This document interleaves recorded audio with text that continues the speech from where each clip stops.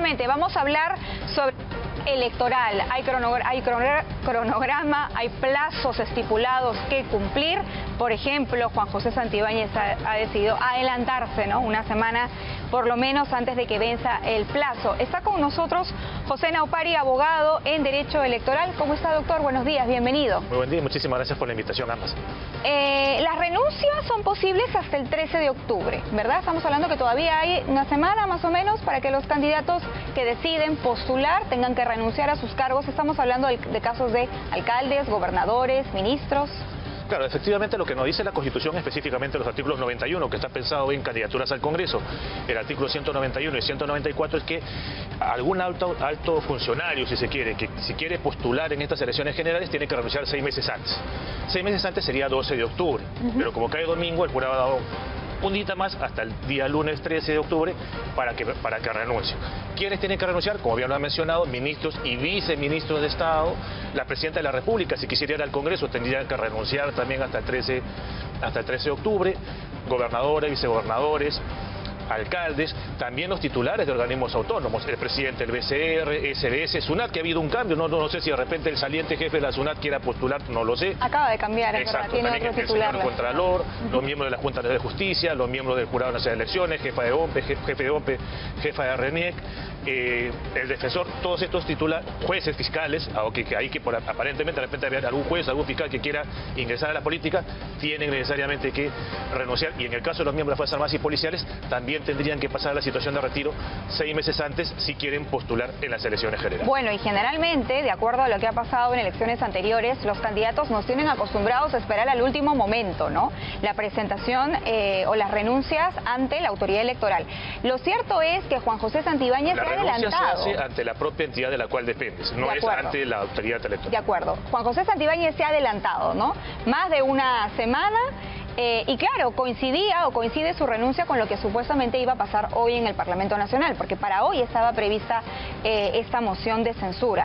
Ciertamente algunas bancadas importantes ya habían mostrado su disposición de no ir por el camino de la censura, sino más bien por una interpelación, como es el caso de Fuerza Popular, pero no deja de llamar la atención. ¿Por qué con tanta anticipación presentar su renuncia al cargo con la clara intención, porque además así lo ha dicho, de postular en las siguientes elecciones? ¿Cuál es su lectura? Y sobre todo considerando que ha sido el último en llegar, por decirlo de alguna manera, a la actual conformación del gabinete en la cartera de Justicia. Claro, lo acaban de nombrar y ya renunció, ¿no? Exacto, yo creo que más allá de no tener los votos, probablemente no ha querido, digamos, exponerse a una sesión en la cual podrían eventualmente evidenciar o arreciar algunas críticas, más allá de que no se tengan los votos. Es la única lectura que le doy también, porque sí coinciden que no habían los votos para materializar la censura, ¿no? Ahora, tenemos hasta el 13 de octubre para que renuncien, digamos, los altos cargos, ministros, viceministros, gobernadores. Todos entran de acuerdo a esta ley, menos los congresistas, señor Naupari. Los congresistas tienen como una especie de halo de protección de acuerdo a lo que se ha aprobado en el Parlamento, y ellos pueden hacer campaña estando en su curul. Hemos visto que en la última semana de representación muchos de ellos han hecho también proselitismo político, y se ha criticado esto porque están utilizando los fondos que se le da para la semana de representación para hacer campaña. Claro, ahí habría que tomar en consideración que hay la regla general para algunos cargos es que sea irrenunciable. Por ejemplo, el cargo de alcalde y de gobernador regional es irrenunciable, pero la propia Constitución te exige renunciar si quieres irte a otro cargo. En el caso de congresistas también es irrenunciable, pero la Constitución antes y la actual no te exige renunciar si quieres postular. Es más, en su momento hubo un acuerdo del Pleno del JNE, cuando había reelección, incluso antes que se derogase en el referéndum del 2018, que establecía que ni siquiera tendrían que haber pedido licencia, por ejemplo. Ahora, respecto a lo último, claro, lo lamentable ahí pasa porque recordemos que hace no mucho se aprobó esta modificación del reglamento del Congreso, que señala que solo tienes que pedir licencia sin goce si es que, para hacer proselitismo, si es que estás en sesión de pleno o en sesión de comisión. Contrario censo, si no estás en sesión de comisión o pleno, como ocurre justamente en semana de representación, pues tienes patente corso para hacer campaña política. Y lamentablemente se ha malentendido, se ha tenido una visión muy acotada del deber de neutralidad, porque, claro, esta norma no permite que tú uses recursos públicos efectivos, llámese su personal, llámese lo que te asignan por semana de representación para hacer campaña. Pero hay un horario y tú estás haciendo campaña en ese horario.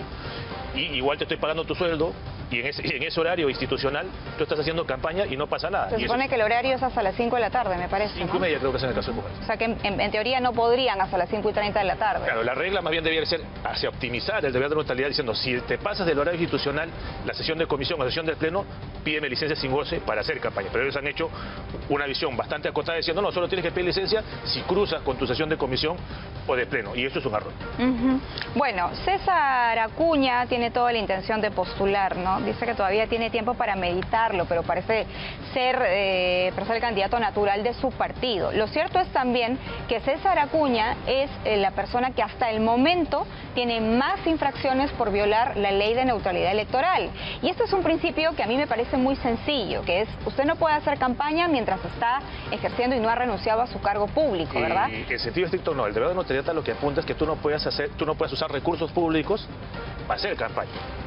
Claro, pero lo está haciendo con la plata, digamos, se presume de la institución a la cual representa. Ahora bien, tiene varias sanciones por violar la neutralidad electoral y entonces, claro, uno se pregunta y dice, si un candidato no es capaz de cumplir una norma tan sencilla, entonces, ¿cómo va a ser cuando ocupe otro cargo mucho más importante como la presidencia de la República? Ah, sí, sin duda, aunque hay precisiones, ¿no?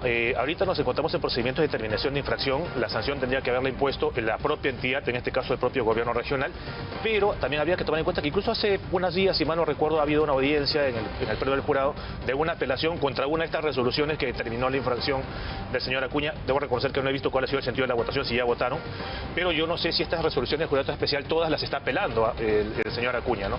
Hay alguna que sí tengo totalmente certeza porque llevo audiencia pública, no sé si todas terminen en ese mismo camino.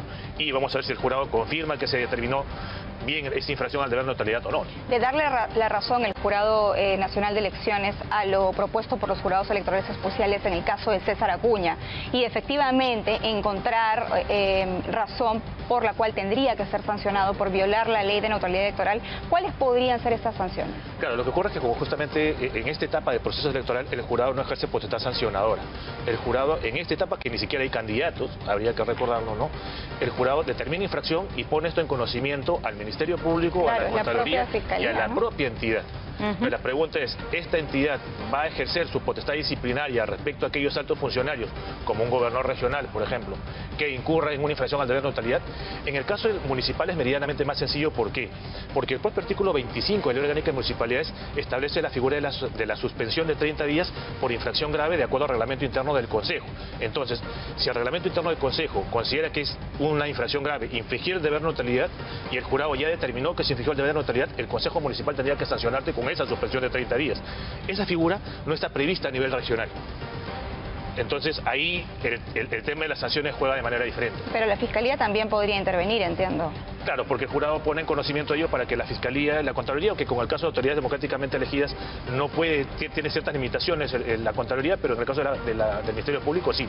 Ok, la última encuesta de Imasolu, señor Naupari, revela que si mañana se llevaran a cabo las elecciones generales, Rafael López Aliaga lidera las encuestas, ¿no? Con un 14.08% de intención de voto. Le sigue Keiko Fujimori con un 7.92% y Carlos Álvarez aparece en un expectante tercer lugar con un 6.08%. Ya hay otros candidatos como el propio César Acuña que están un poco más abajo con 4.25%, Philip Butters sobre el 3%. Faltan todavía 6 meses, generalmente estas encuestas se realizan básicamente en Lima, ¿no? Habría que medir, digamos, a nivel nacional y la presencia que algunos candidatos tienen también al interior del país. Pero sí lo que vemos es una constante, por lo menos en el caso de Rafael López Aliaga, ¿no? Que viene liderando, digamos, la mayoría de las encuestas, por no decir todas las que se están publicando por ahora. Claro, pero ahí había que tomar en consideración que una cosa es el señor Rafael López Aliaga como potencial candidato y alcalde de Lima, y otra cosa, si decide postular fuera del cargo de la alcaldía. ¿No? Porque fuera del cargo de la alcaldía, el nivel de exposición no va a ser el mismo. El ejercicio de poder para, por ejemplo, evidenciar una posición contraria al Ejecutivo, ya no la va a tener. Y entonces ahí vamos a ver cómo eso repercute en las encuestas a nivel de Lima. Porque él tiene un reto muy importante. Y creo que en general la mayoría. Claro, la mayoría por ejemplo, Carlos Álvarez. ¿No? Y es cómo hacen ellos conocido el símbolo fuera de Lima, fuera de las grandes urbes. Porque tú puedes tener un bolsón muy grande en Lima, pero Lima te puede definir quizás de repente uno de los dos que pasa la segunda vuelta. Pero necesitas asegurarte con votos de provincias. ¿Cuánta gente en provincias conoce los símbolos? Sobre todo de partidos nuevos. ¿Cuánta gente incluso en el propio Lima conoce el símbolo del partido por el cual aspiraría a ir el señor Carlos Álvarez? Si no posicionas a tiempo el símbolo, el tema va a estar más complicado. El caso de Martín Vizcarra y Mario Vizcarra, por ejemplo, ¿no? Que un poco se juega, hablando de símbolos, van con la M en la camisa.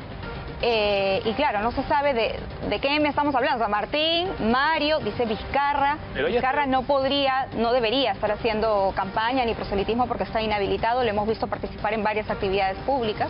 Pero es su hermano a quien intenta, asumimos, endosarle los votos, ¿no? Claro, pero ahí el tema incluso es más complicado, ¿no? Porque no es que tú vas a encontrar M Vizcarra en la cédula, tú vas a encontrar la foto del candidato presidencial y el símbolo del partido. Entonces, si tú no conoces el símbolo, vas a buscar la foto de repente del hermano que no va a poder postular y no lo vas a encontrar. Entonces, por eso es la importancia del posicionamiento del símbolo. Entonces, si no posicionas el símbolo, el tema va a estar complicado. Claro, en la cédula no van nombres, ¿verdad? Solo es foto y símbolo. Y foto del candidato presidencial. Claro. Más allá de que sea una sola cédula, las demás es solo símbolo. Entonces, el tema no es tan sencillo, ¿no? Bueno, tenemos fechas, tenemos un cronograma electoral al cual debemos estar atentos. Hablábamos en principio que el 13 de octubre es la fecha para presentar como máximo las renuncias. Luego vienen otras fechas importantes, por ejemplo, el 31 de octubre hay la inscripción de candidatos para primarias, y luego nos vamos al 7 de noviembre y luego al 30 de noviembre y el 7 de diciembre, que me parecen dos fechas particularmente importantes porque es cuando se van a realizar estas elecciones primarias de acuerdo al mecanismo que se haya utilizado, ya sea a través de un militante, un voto o a través de delegados. Si nos puede explicar para que la audiencia lo pueda entender. Claro, efectivamente, ¿no? El 30 de noviembre si tú optaste por la modalidad de elección un militante, un voto, es decir, donde cualquier militante puede ir y votar por las listas o los candidatos individuales que se hayan presentado para estas primarias, tendrás que ir el 30 de noviembre. Si es que han optado por la modalidad de delegados, a los delegados los van a elegir en un proceso que es cerrado del propio partido el 30 de noviembre. Y estos delegados elegidos el 30 de noviembre van a tener que ir el 7 de diciembre a votar en un proceso que sí está a cargo del sistema electoral. Y el 15 de diciembre vence el plazo para que se proclame el resultado de las primarias, y en el marco de la proclamación del resultado de las primarias se va a determinar qué partidos superaron, digamos, el umbral, que es bajísimo, que alude al artículo 24 de la LOP, que establece el 10% de votos válidos del total de electores hábiles. Ojo, no es 10% de participación electoral, porque es 10% de votos válidamente emitidos del total de electores hábiles. O sea, ponte que de repente vaya el 10% de electores hábiles a votar, pero ese 10% no vota válido. Entonces, formalmente hablando, no está cumpliendo con la regla para poder seguir participando. ¿Todos los partidos o la mayoría va por el mecanismo de un militante, un voto, o por elección de delegados? Efectivamente, todo, salvo el Partido Aprista, de manera expresa, establecieron que van a ir por delegados. En el caso de Renovación Popular dijo delegados. La OMP, para tratar de adecuar lo más posible a la modalidad estatutaria, le ha colocado la modalidad de un militante, un voto. Ahí, por ejemplo, hay que llamar la atención porque, por ejemplo, ¿quién define cuántos delegados son? El partido. Entonces, imagínate el presupuesto en el cual el partido defina: yo quiero solamente 100 delegados. ¿Cuánto necesito llevar? 10. O sea, 10 personas de un partido que puede tener 30, 50 mil, te pueden definir todos los candidatos a nivel nacional. Claro. Ahora, digamos, avanzando en el tiempo, ¿no? Octubre es un mes clave, noviembre, diciembre, pero conversábamos antes de entrar en entrevista y usted me decía, yo calculo que ya para el 24 de diciembre en la tarde ya oficialmente podrían, digamos, empezar a hacer campaña, ¿no? Claro, como candidatos en sí mismo, porque lo otro es una expectativa. Ya tienes el estatus de candidato presentado a esa fecha. ¿Por qué? Porque tú tienes hasta 110 días calendario antes de la elección, que es el 23 de diciembre, para presentar la solicitud de inscripción de lista de candidato. Por ejemplo, el señor Santibáñez, como va a utilizar la figura de la designación directa, él puede, digamos, deshojar margaritas y decidir por qué partido va hasta el 23 de diciembre. No, el 23 de diciembre, si tú utilizas la modalidad presencial, tienes que presentar, la redundancia, tu solicitud de inscripción de lista de candidatos. Si tú vas por la modalidad virtual, tienes que ingresar al sistema informático hasta antes del 23 de diciembre a las 11:59 de la noche, no salir de la plataforma y terminar tu proceso de inscripción a las 11:59 de la mañana del 24 de diciembre. Entonces Navidad de candidatos, ¿no? Navidad de candidatos. Ojo, candidatos presentados, porque producto de una calificación que está a cargo del jurado de tarea especial o producto eventualmente de una tacha, esa candidatura se puede caer en el camino. Claro, y era lo que hablábamos también, que eso puede pasar a partir de enero, febrero, marzo. O sea, una candidatura por una tacha podría no... Enero o febrero, porque su digamos curso. 60 días calendario antes de la elección vence el plazo para que se publiquen todas las listas de candidatos admitidas y 30 días calendario antes de la elección vence el plazo para que se resuelvan todas las tachas y las exclusiones, salvo por situación jurídica del candidato, que está vinculado fundamentalmente por sentencias condenatorias, en cuyo caso tienes hasta un día antes de la elección para poder excluir algún candidato. Hay otros candidatos, hay otros ministros que también se presume que van a renunciar a sus cargos. Por ejemplo, el ministro César Sandoval también parece que le va a seguir los pasos a César Santibáñez. En el caso de ellos, bueno, Santibáñez ha sido claro y ha dicho: yo me gustaría llegar al Senado. Parece que va a ser con el partido de César Acuña, APP, parece que va a ser con el número 5, por lo menos lo que adelantó Francis Allison en una entrevista en este canal. Pero ese sería el camino, digamos, que sean invitados a partidos y se presenten, ¿verdad? Designados, claro, Designados. aunque si son afiliados en realidad podrían participar incluso hasta en las primarias, ¿no? Porque plazo tiene. Bien, muchísimas gracias, señor Naupari, abogado en Derecho Electoral, conversando con nosotros esta mañana sobre este calendario electoral que sigue, ¿no? Que sigue, hay que cumplirlo escrupulosamente y bueno, vamos a ver cómo se desarrolla todo esto. Yo creo que la campaña así fuerte y propiamente dicha a partir de enero, ¿no? Ah, sí, totalmente. A partir de enero. Vamos a tener un verano intenso. Sin duda. Bueno, muchas gracias, señor Naupari.